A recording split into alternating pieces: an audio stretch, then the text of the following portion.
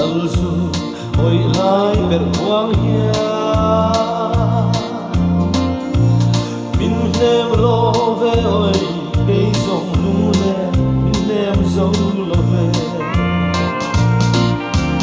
fa dum po chum jin na ya ramma kalal moi kia lung min le mai hallelujah amen hallelujah utlum pasal trafam amen ale amen hallelujah thi na ne atho te chuan mo be ram no choi moi na la pui an rem amen hallelujah chandam tu ro pui ro se in kan tu bera no fa ki kan sai rimna mitin ka tirsi remna ram moi hi puri dom lo na mai nai sadayan chiate fa dum po chum jina yaramma kalal moi kia lung le mai hallelujah amen hallelujah utlum pasal trafam amen ale amen hallelujah thi na ne atho te chuan mo be ram no choi moi ra la pui an rem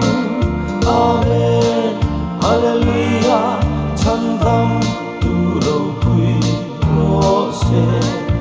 in kan tu bera no fa ki nan sai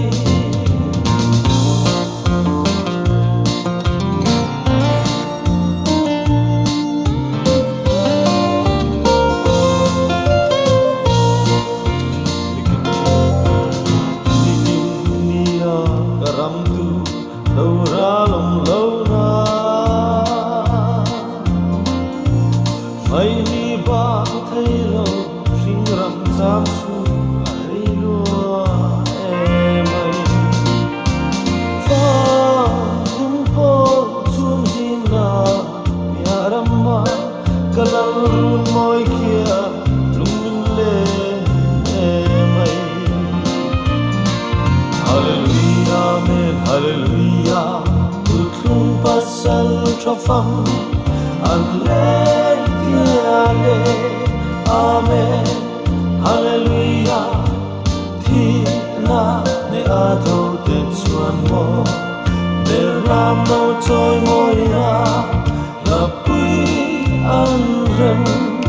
amen hallelujah chandam tu ro pui ro se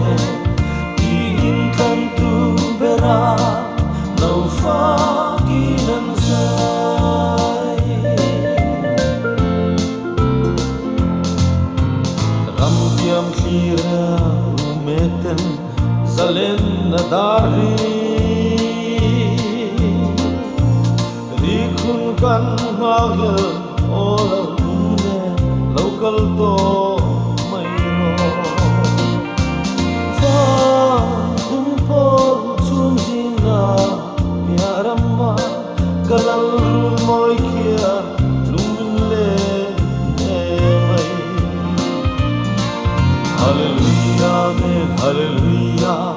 utlum pasal trafam ale amen hallelujah thi na ne atho te chuan mo be ram no choi moi ra la pui an rem amen